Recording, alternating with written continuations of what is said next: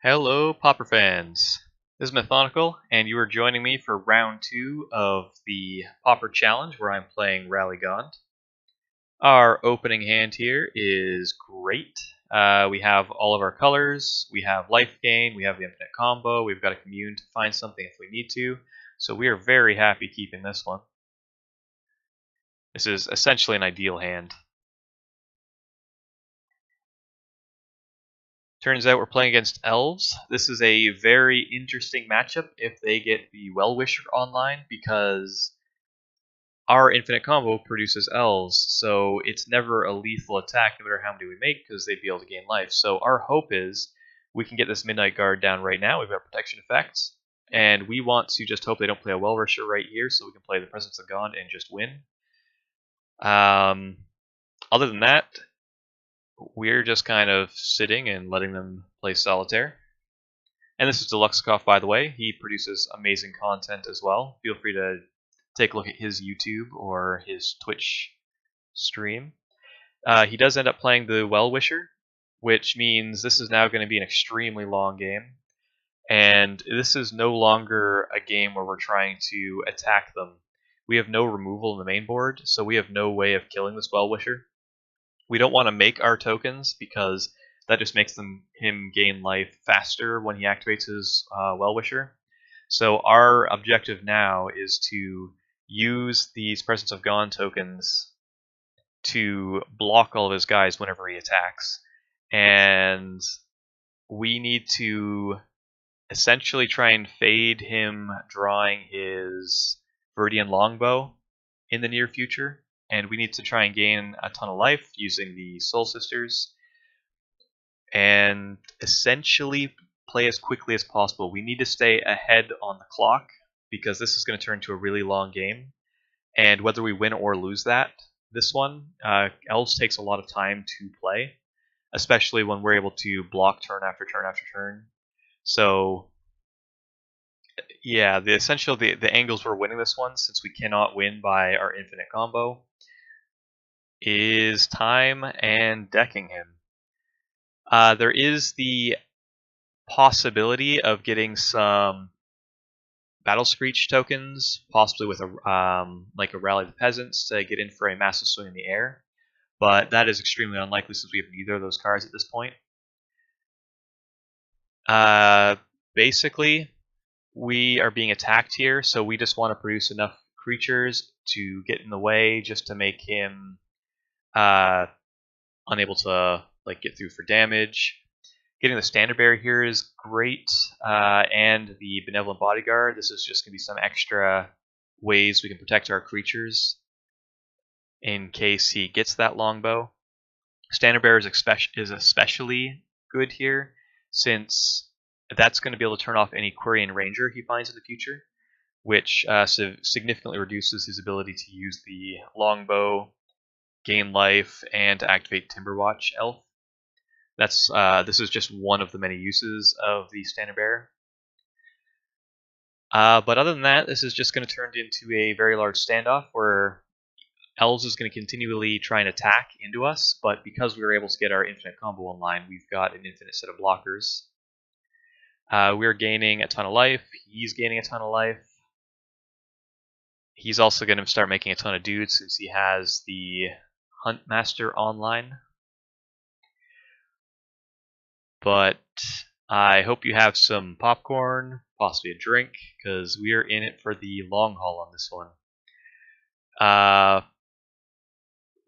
Probably at some point I'll kind of step through. Actually, no, I won't torture you with that. Just the amount of clicking that goes on every single turn for both deluxeicoff and myself is kind of crazy here, because he's playing many creatures. He's casting multiple distant melodies, and he's playing his entire deck. Each time he casts a creature, I need to put my life gain triggers and my Midnight Guard untap trigger onto the stack. There are a lot of tricks to doing this kind of thing. Basically, if you have multiples of a trigger, leave that one till last because it'll auto stack them. I can't show you that menu option here, but there is the stack like types automatically, but because we have 3 different ones, we have to click 2 different ones, and Magic Online's been particularly slow lately, especially for stacking triggers, ever since the Ixalan release, unfortunately. So, deluxeicoff is attacking us with a bunch of creatures, so we're just going to produce enough of our elf warriors to get in front to block this so we don't take any damage. We do not... I don't think he has a Aquarian Ranger just yet. No, so even if we left something unblocked, it would not be lethal, but we'd rather not take any kind of risk. So we'll just happily get in front of as many things as we can. He's only going to be able to save or protect one of them with the Timberwatch elf. So we just kind of get in front of everything. We double block the Nettle Sentinels, that way we're going to kill a bunch of stuff here. He's getting a ton of life off of the Well-Wisher, that's fine, we're not trying to win through damage anymore. He is... Let's see. He did play a Aquarian Ranger there, and he was tapped out of the Well-Wisher. We were making a bunch of elf tokens at the end of his turn because there was the chance that he didn't untap the Well-Wisher when we went to play the Standard Bearer, but then after making a couple of them, I'm like, who are we kidding? deluxeicoff's played Elves a ton, he knows his deck, he knows the interaction. He's also played Rally Gone, so he's going to see it, so I didn't bother wasting my time trying to go for that sneaky way of winning. Would have had to make like 100 Elves anyway. So, we play our Standard Bearer, and then we pass it back, more or less. On his turn, he's just doing the Elf thing again. He's playing a ton of cards, making a ton of Elves. Tons of triggers are going on the stack. And we're just going to, once again, follow the plan, make some Elf Warriors, have enough to get in front. We'll just block those. You can see how this turns into essentially a battle of attrition. It's who wants to give up first. We're both pretty equal in time, so we're both conscious of that, and we're trying to run the other out of clock. He's also looking for his longbow, because that gives him good winning chances, where I have essentially no way of winning other than either decking him or running him out of time. So we're also trying to, like, this is where I started thinking, I need to find ways of speeding things up for myself, because I really need to get an advantage on the clock, especially if I lose this one. I want to be far enough ahead that he might not have enough time to win properly in another game. So when he attacks with 2 warriors here, I throw away both of our Soul Sisters. We don't need any more life. If he's going to kill us, he's probably going to kill us without life being relevant. And that was the main cause of us having to put extra triggers and use our time. So now, basically for the rest of the game, since we only have 2 guards, they're going to auto stack, and we don't have to use any of our time on his turn when he's going through all of his abilities. We can just pass through very quickly. We've auto yielded to all of these triggers, which is very important, so we're not using any of our time saying okay. We've auto yielded to like the untap trigger of the Nettle Sentinels. We've yielded to the Huntmaster. We've yielded to Aquarian Ranger, although he's not using it since we have the Standard Bearer. We've yielded to the Timberwatch Elf. Anything that goes on the stack, we've yielded to. We do not want to have to respond to anything. Our time is our most valuable resource at this point. So we're just going to continue to watch kind of Elves do its thing. He's trying to draw cards, but pick creature types that aren't necessarily Elves, so he doesn't draw his entire deck and deck himself. He's trying to find his Viridian Longbow to pick off some of our creatures. And we're just gonna kind of keep sitting and waiting. We don't want to play the Soul Warden because, once again, we're watching how many triggers we have going on the stack. And this would just be a trigger that we would have to click through every single time to respond. He makes a ton of guys, casts a bunch of spells, and is now coming in for very large attacks. So this is why we've been banking a lot of the time. Now we can just very quickly make a ton of dudes using the Midnight Guard. We don't have to worry about extra triggers going on the stack, so we can click through this very quickly. Part of playing Ralligond is very efficiently knowing how to play Moto, and very knowing how to do this very quickly. So the way I was able to block all these things extremely quickly is there's 2 stacks. So I click on one stack, click on a random guy, click on the other stack, click on a guy, and then back and forth. It doesn't have to be perfect on the first pass, and then you just kind of clean it up afterwards. If there's some double blocks, you move them around. Yeah, this is not the only kind of matchup where playing as fast as possible and as efficiently as possible comes up. Since we have the possibility of infinite life and infinite guys at any given time, a bunch of matches do turn into stalemates like this. We kind of put them in a lock where they need to find a very specific answer, or they may not have any answer to what we're doing and may not have a way to win. Deluxeicoff definitely knows that this is a game of time, so he's playing as quickly as possible as well, while going through all these triggers and creating all of these tokens and everything he's doing. I hope you don't mind. I have not been narrating every single card he's been playing, because that would be kind of arduous, and I don't think you or I would appreciate that over the long haul.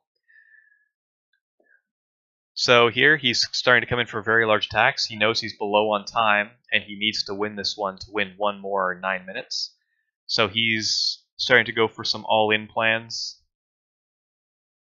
We don't mind. We're able to very quickly make a ton of elf warriors, and this is the kind of opportunity we need to kill off most of his creatures, which will give us a lot of safety going forward. We are much less likely to die in case he does find the Viridian Longbow.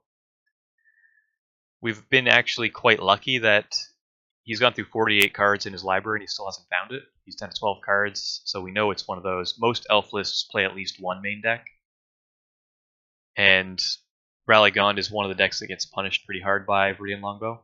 So here we're doing the group to group to group, just spamming out blockers as quickly as possible.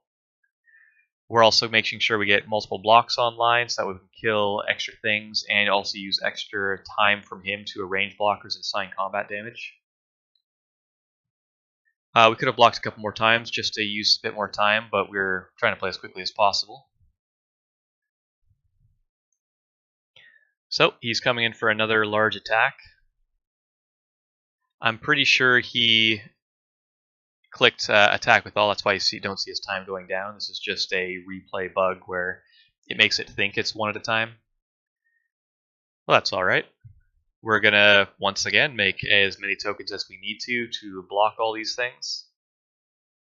He's got 950 life, so even if he didn't have these well-wishers on the board, there is no realistic way we can create 950 tokens in a reasonable amount of time to kill him. So that is not our game plan anymore. Right now it's to deck him or to run him out of time. So we're going to once again do the rapid blocking technique I've mentioned a few times, and this time we're going to put everything that we don't care about losing in front of creatures just to make extra assigned combat damage and arrange them as possible just to use time. And we're not even going to bother to attack because attacking is useless. We're not going to be able to do that much damage, as I've mentioned. At this point, even if he does get the Viridian Longbow, it's too little too late. We have extra Soul Sisters, so even if he did get it online and kill one of our standard bearers, we're not concerned. We'd be able to play Soul Sisters and at any time gain as much life as we need to survive the rest of this game. So we're just looking to block as many things as possible, kill all of his creatures, and ride our time advantage and deck advantage. Deluxeicoff realizes that this game isn't going to be winnable, so he concedes. He needs to try and win the next 2 games in 6 minutes and 51 seconds. So we managed to take game 1. It took forever. So we're going to jump into game 2. Let's pull up the sideboard. Alright, so because we are concerned about the Viridian Longbow, we pull in the Spider Silk armors. We need to try and get basically our lock down with one of the the standard bearers with a spider silk armor, so that way he can't put the Viridian longbow onto a creature and then use Quarian Ranger to untap and kill it, more or less. We also want all of our enchantments removal, or creature removal through enchantments. We need to try and kill his Well-Wishers if we want to try and go infinite with our combo to win. We also need to be able to, if we need to, just remove any problematic elves. There's a lot of them, in case we don't have our combo, just to buy extra time. And in this matchup, Rally of Peasants isn't going to be that useful. Sen's Enlistment, while great, like a lot of these things, we're trying to just go infinite, and protect our guys, remove his guys. So we're sideboarding very heavily to just go infinite and use that to win. So we've taken out a bunch of our gain life since the triggers are not something we want. We've taken out all of one kind just in case we do have a couple Soul Sisters that they're all of the same kind, just to reduce the number of triggers we have to click on. And we're trying to go for quick wins since we're also down in time, but also buy as much time as possible in case it gets grindy without having to spend much of our time. Yes, a rather complicated sideboard plan, but let's see how it pans out. Our opening hand is reasonable. We've got 2 lands. We've got 4 spells we're going to be able to cast. Some gain life, protection, standard bearer is going to be great. And we have Journey to Nowhere to remove a problematic thing. Battle Screech is our win plan without the infinite combo, as long as they don't get their Well-Wisher online, so we keep this. Yeah, we're just going to play this fairly normally. We've got the option of either a Soul Warden or a Benevolent Bodyguard off the bat. Elves, if they don't have anything looking to kill our creatures right off the bat, it's probably better to get the Soul Warden down just to start gaining life in case they start playing a ton of creatures. So we play that, and we want to get another white source, so we play the Evolving Wilds. At some point, we're going to have to find either some way of using the Ash Barrens to get other mana, or just play it straight. This is the beauty of Ash Barrens, being able to just play it as an untapped source. This means we're able to play the Benevolent Bodyguard and play the Standard Bearer right away. He's crashing in for quite a bit of damage. This is his best chance to beat us in the amount of time he has, so this is a great draw for him. We are able to deal with the Huntmaster, which could have caused us problems. And here we're going to cash in one of our Benevolent Bodyguards just to absorb some damage and kill some of his mana producing. He does end up having a Nature's Claim to get rid of our Journey. That's unfortunate, but it's fine. And he starts getting some extra tokens. So we are gaining a ton of life thanks to the Soul Warden, which is great for us, and we're going to be able to cash in our Battle Screech, gain a ton of life off of that, and now we've got a ton of blockers as well. We definitely don't want this Huntmaster on the battlefield any longer than it has to be, so we trade 3 with that, and then we also get rid of his ability to play any distant melodies in the future. Getting the Midnight Guard is perfect because we're going to be able to protect it with multiple protection effects and then get our infinite combo online. Now we're just concerned about him having some kind of life gain. He does get an Essence Warden, so that's a little unfortunate, but we'll be able to work around that through multiple attacks. We get our Presence of Gond online, and now we're going to be looking to go infinite with this. Getting the Well-Wisher means that he's going to be able to survive the first attack of our guys because he's going to gain as much life as we create dudes with the Essence Warden, and the next turn he's going to be able to use the Well-Wisher to gain more life, so now we need another one of our Journeys or Oblivion Rings to get rid of that before we win. But he's going to go attacking. We try to make a guy. He does have a Nature's Claim to get rid of that. Very unfortunate for us, but we're still completely in this. It's basically just a stalemate. And deluxeicoff at this point concedes the game because we have his entire force stonewalled, multiple protection effects. We've basically prevented him from doing it at this point, so he didn't see a way of reasonably winning in the next 3 minutes. So, yeah. It was, all in all, some pretty great grindy games, so if that's the kind of thing you enjoy, Rallygon is the deck for you. Anyway, that is the end of round 2, and I will see you in round 3.